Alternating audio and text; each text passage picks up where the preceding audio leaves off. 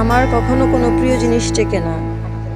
একটা প্রিয় পোশাক ছিঁড়ে যায় বা দাগ লেগে যায়, একজন প্রিয় মানুষ দূরে সরে যায়, প্রাকৃতিকভাবে হোক ধ্বংস হয়ে যায়, মানুষের দ্বারা হোক নষ্ট হয়ে যায়। আমার এই তুলতুলের বাচ্চাটা প্রিয় ছিল আমার এবং আমার মায়ের খুব প্রিয় ছিল। I miss you Laddu, I really miss you.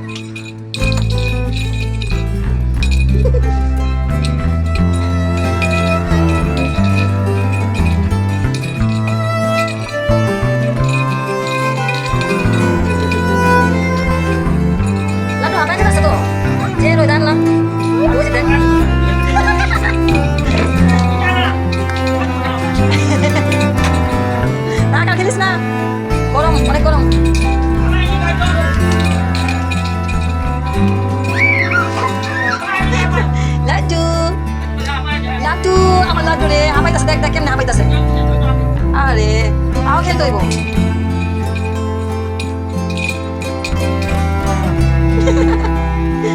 Laddu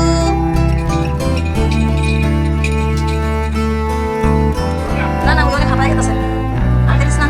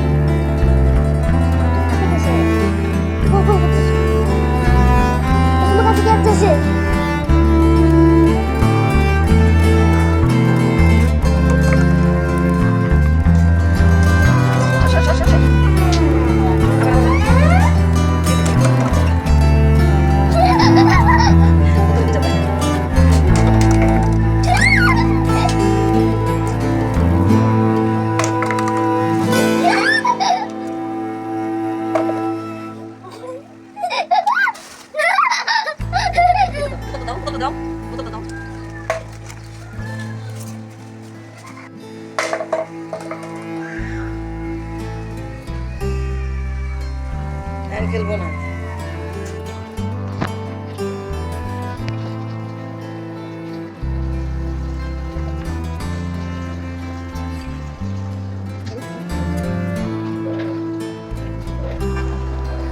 আমার সাথে শত্রুতা বশত যদি কেউ নিয়ে থাকে, বাচ্চাটাকে যদি অবহেলা করে, মারে, কষ্ট দেয়, এটার জন্য আল্লাহর কাছ থেকে আমি বিচার দিছি যেন এটার বিচার করা হয়।